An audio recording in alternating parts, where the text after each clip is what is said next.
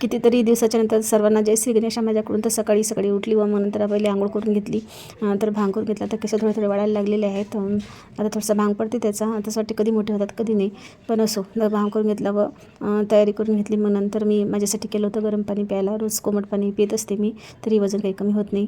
आणि कसं मग नंतर त्यांच्यासाठी रात्री डाळ, उडदाची डाळ व बदाम भिजायला टाकले होते, त्यांना खायला दिली. तर मला की नाही आठवणच राहत नाही व्हिडिओ काढायची. याची डाळ संपल्यावर मला आठवण आली. म्हटलं चला त्याचा व्हिडिओ काढला. मग नंतर मी अशी कैरी दारावर घेतल्या होत्या, त्याची थोडीशी चटणी केली, कारण ही ती कैरी गोड होती. आणि काही थोडीशी चिरून तिखट मीठ टाकून खाण्यासाठी, म्हणजे जेवण करताना आमच्या इथे ते खायला पाहिजे असते. तर माझी इथे कढी उरली होती, त्याचं मी छान असं थालीपीठ केलं होतं तांदूळाचं पीठ टाकून. ते पण खूप छान झालं होतं खायला. अगोदरच्या दिवशी भाजी होती, म्हणजे कढी होती, ती वाया नाही जाऊ द्यायची, म्हणून असं काहीतरी जुगाड करावं लागतं. कसं आणा जाय नव्हते, वाया जाऊ नाही द्या वाटत. पण आता जेवढं खाणं होते तेवढं खातो आपण, बाकीचं ते वायाच जाते.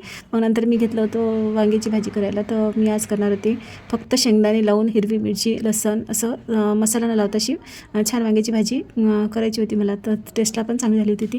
जेव्हा मी पोळ्या करत होती ना, तेव्हा असा पाऊस मस्त चालू झाला होता. खूप पाऊस आला, त्याच्यामुळे थोडा वेळ का होईना थोडासा थंडावा आला व पोळ्या करायला काही जास्त माहीत नाही पडलं, पण थोडीफार गरमी झालीच. तर पोळ्या झाल्यावर असं मस्त ताट जेवायला घेतलं. तर या मग सगळं जेवायला.